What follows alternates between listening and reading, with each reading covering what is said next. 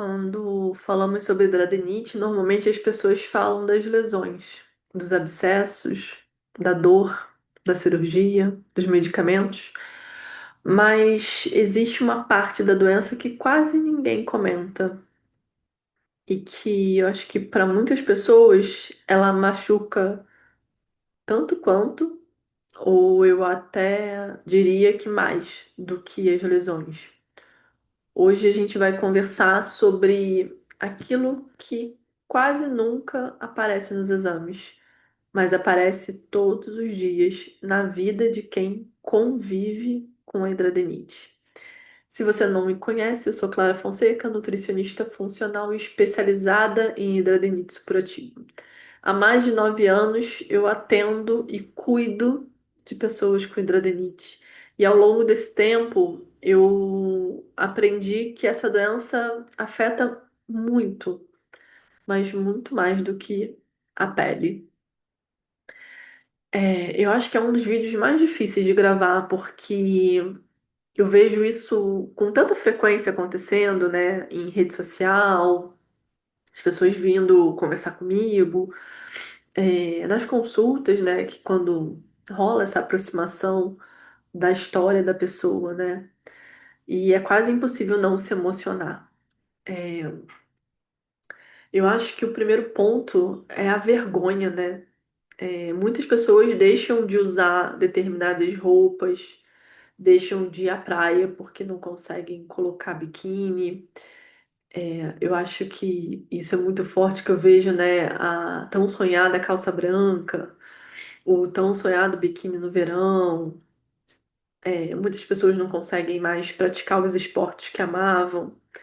Eu tenho uma paciente que ama andar de skate, né? E eu acho que eu lembro da primeira consulta quando ela falou andar de skate e tocar violão. Que ela não conseguia mais, né? Fazer as coisas que ela gostava. E as pessoas deixam de ir à praia, de fazer os esportes favoritos, né? Muitas vezes não porque, obviamente, não querem, né? Mas medo de mostrar lesão, né? De levantar o braço de biquíni ou de alguém olhar na virilha uma lesão embaixo dos seios. E esse medo é muito mais comum do que a gente imagina, né? Acho que, sei lá, 90% dos meus pacientes têm esse tipo de relato para mim em consulta, dessa insegurança, né? E fora a dor invisível, né? A dor de quem olha de fora e não entende. Às vezes a pessoa com hidradeniite está sorrindo, mas tem dor para sentar, para caminhar, para levantar o braço, para dormir. Nem toda dor é visível, né? E, inclusive recentemente, eu acho que umas 2 semanas no máximo, uma paciente falou para mim que alguém do trabalho dela, eu acho que viu a lesão e falou assim: Nossa, olhando assim, nem parece que dói tanto. E eu falo que é cômico se não fosse trágico, né? A pessoa não ter. Ai, eu não sei nem a palavra. Eu ia falar discernimento, mas eu nem sei se é isso que eu queria falar mesmo. É uma falta de senso, muitas vezes, que eu vejo, sabe? De quem tá por fora e que julga a dor do outro pelo que tá vendo, enfim, e não sabe o quanto dói. E é o que a gente tá falando aqui, né? É uma dor para muito além da dor física mesmo, né? É aquela dor emocional da incompreensão, né? Muitas vezes. E aí eu acho que essa dor da incompreensão vem também com o cansaço de ficar se explicando, né? Muitas vezes eu pergunto durante a consulta, mas você já conversou com o seu marido? Você já sentou para conversar com o seu chefe, com as suas amigas, com a sua família, né? É, E a pessoa fala, eu tô cansada de me explicar, né? Explicar que não é contagioso, explicar que não é falta de higiene, justificar por que que eu faltei ao trabalho, porque eu não tô conseguindo sentar, porque me mexer dói. Muitas vezes o paciente precisa ir para o trabalho de calça, né? ou calça jeans, ou uma calça social que seja, e às vezes são muito curativos, e aquilo junto com a calça causa mais dor física, além de todo o transtorno que é, né? Então, conviver com a doença já é difícil, né? E acho que conviver com a falta de compreensão dói nesse lugar invisível que a gente está falando aqui.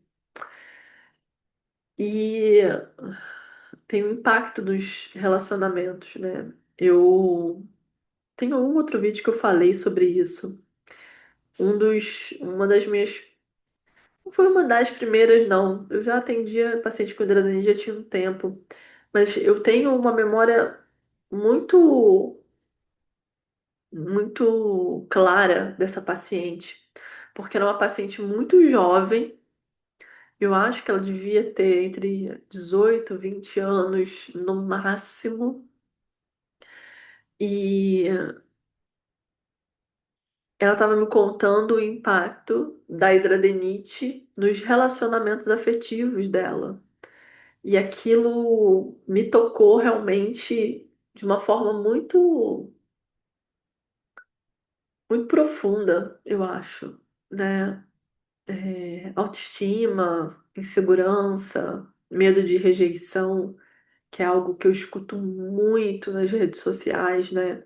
A vergonha de ter intimidade, que era o caso dessa minha paciente, que terminava todos os relacionamentos antes de chegar nesse ponto da intimidade por vergonha, por medo.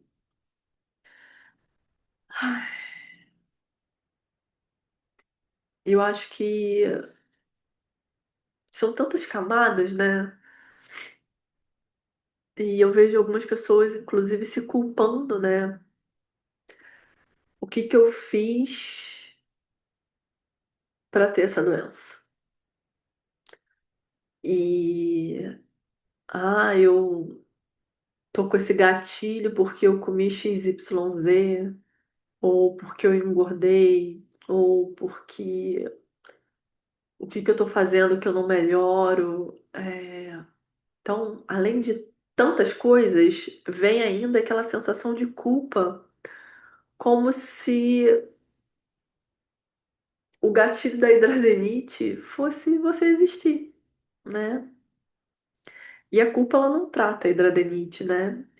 Inclusive, ela agrava, porque aí é um gatilho emocional que é uma bola de neve, né? E muitas pessoas acabam se isolando, cancelam compromisso, não viaja de jeito nenhum, não vai a festas, começa a faltar ao trabalho por não se sentir capaz mesmo de estar ali, né? A hidradenite, ela muitas vezes vai diminuindo a vida da pessoa. Eu tenho pacientes que falam, eu tô há meses sem sair de casa. Eu saio de casa apenas para ir nas consultas médicas.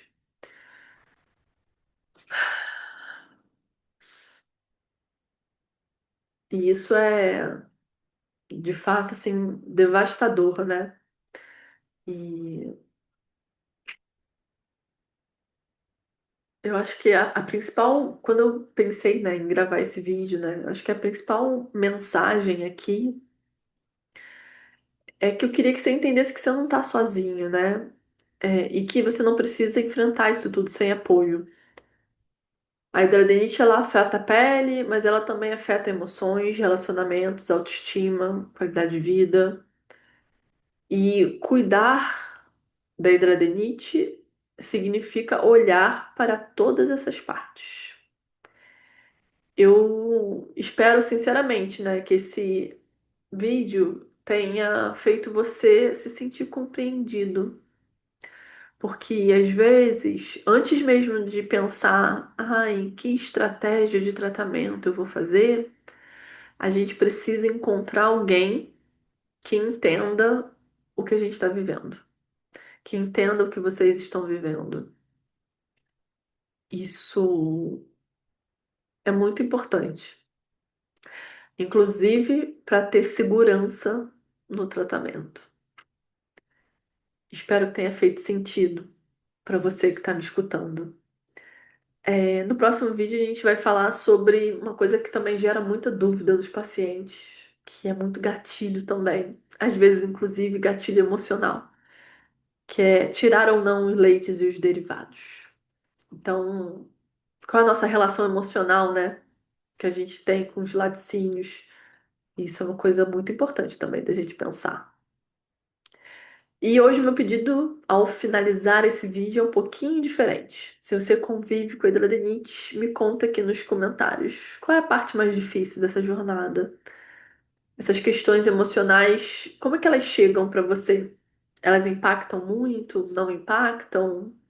Como que você lida, né, com elas? Procurou terapia? Grupo de ajuda? Eu quero ler os comentários e eu quero responder os comentários, tá? Então, deixa aqui o seu comentário. E se você chegou até esse fim desse vídeo, não esquece de deixar o seu like, curtir, comentar, compartilhar. De repente, esse vídeo que te ajudou também vai ajudar uma outra pessoa. E quando vocês fazem isso, o canal cresce. E no que ele cresce, ele atinge outras pessoas com hidradenite que estão precisando dessa ajudinha, desses conteúdos todos que eu gravo aqui com tanto carinho. Tá bom? Um grande beijo e eu vejo você no próximo vídeo. Tchau, tchau.